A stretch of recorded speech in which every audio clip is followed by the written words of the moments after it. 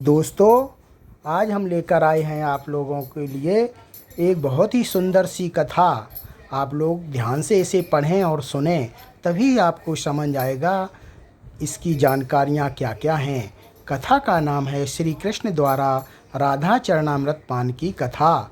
अगर ये आप लोगों को कथा अच्छी लगे तो प्लीज़ लाइक एंड सब्सक्राइब ज़रूर करें। तो चलो प्रारंभ करते हैं। भारतीय संस्कृति और आध्यात्म में राधा और कृष्ण का प्रेम अद्वितीय और अलौकिक माना गया है।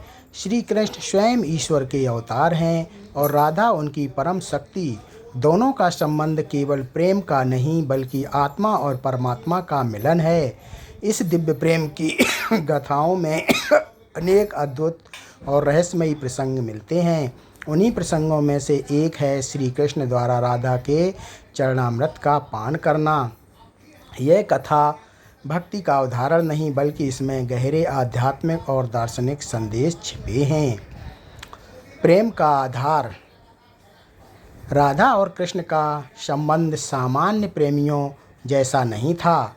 यह सांसारिक प्रेम से परे आत्मिक प्रेम था। राधा कृष्ण की भक्ति का सर्वोच्च प्रतीक है। राधा के बिना कृष्ण अधूरे हैं और कृष्ण के बिना राधा।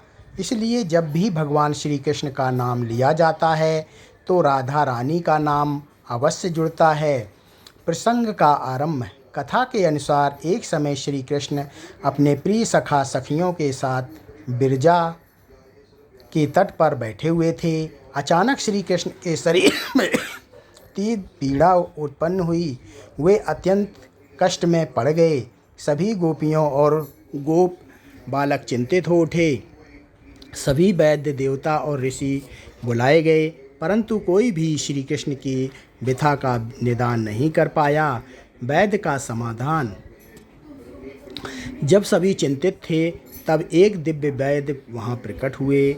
उन्होंने श्री कृष्ण की अवस्था देखकर कहा, भगवान श्री कृष्ण का रोग केवल एक ही औषधि से दूर हो सकता है और वह औषधि है राधा के चरणामृत। यदि राधा रानी अपने चरणों को धोकर जो जल निकलेगा वही चरणामृत श्री कृष्ण को पिला दिया जाए वे तुरंत स्वस्थ हो जाएंगे। यह सुनकर सभी आश्चर्यचकित रह गए, क्योंकि यह तो सार्वविदित था कि श्री कृष्ण स्वयं परमेश्वर हैं और उनके चरणों का अमृत समस्त लोगों को पवित्र करता है। ऐसे में राधा के चरणामृत से ही उन्हें स्वस्थ होने का उपाय सुनकर सभी विस्मित हो गए। गोपियों का संकोच। वहां उपस्थित अन्य गोपियां और सखियां आपस में चर्चा करने लगीं। वे कहने लगीं, यदि हमने अपने चरणों का अमृत श्री कृष्ण को पिलाया और वह हमारे चरणामृत पीते हैं तो इसका अर्थ होगा कि हम अपने आप को उनसे बड़ा मान रहे हैं। इससे हमें घोर पाप लगेगा। हम यह कार्य नहीं कर सकती। सभी गोपियां भय और संकोच में पीछे हट गईं। कोई भी यह कार्य करने के लिए आगे नहीं आया। राधा रानी का त्याग। जब सब पीछे हट गए तब राधा रानी आगे बढ़ी। उन्होंने बिना किसी हिचकिचाहट के अपने चरण जल में धोए और वह चरणामृत तुरंत श्री कृष्ण को अर्पित कर दिया। श्री कृष्ण ने जैसे ही राधा का चरणामृत ग्रहण किया, उनका सारा रोग तत्काल नष्ट हो गया और वे पुनः स्वस्थ हो गए। सभी आश्चर्यचकित हो गए। यह देखकर सभी गोपियां और देवता चकित रह गए। उन्होंने राधा रानी से कहा, हे राधे, क्या आपको भय नहीं हुआ कि अपने चरणामृत से श्री कृष्ण को पिलाना घोर पाप माना जा सकता है? राधा रानी मुस्कुराते हुए बोली, मेरे लिए सबसे बड़ा धर्म और सबसे बड़ा पुण्य यही है कि मेरे प्रियतम श्री कृष्ण स्वस्थ रहें। यदि उनके प्राण बचाने के लिए मुझे पाप भी सहना पड़े तो मैं उसे सहर्ष स्वीकार करूँगी। मेरे लिए पाप पुण्य का कोई अर्थ नहीं, क्योंकि मेरे भक्ति का लक्ष्य केवल कृष्ण है। उनके सुख में ही मेरा सुख है और उनके कष्ट में ही मेरा कष्ट है। प्रेम और भक्ति का सर्वोच्च उदाहरण इस प्रसंग ने यह सिद्ध कर दिया कि राधा रानी का प्रेम निस्वार्थ है। उनके लिए अपने मान, प्रतिष्ठा, पाप, पुण्य सब गौण हैं।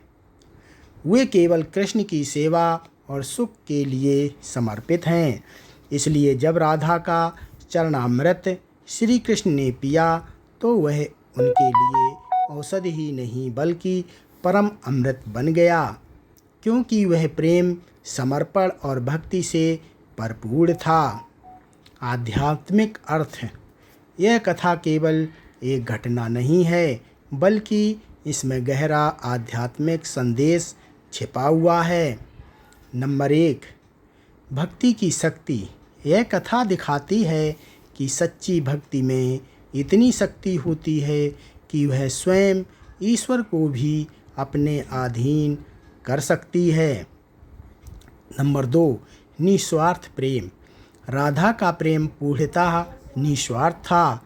वे केवल कृष्ण की भलाई चाहती थी, चाहे उसके लिए उन्हें किसी भी प्रकार का परिणाम क्यों ना भुगतना पड़े।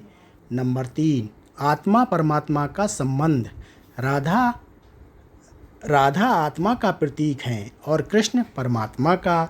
जब आत्मा परमात्मा के प्रति पूर्ण समर्पण कर देती है, तब ही जीवन का सच्चा उद्देश्य सिद्ध होता है। नंबर 4, अहंकार का त्याग।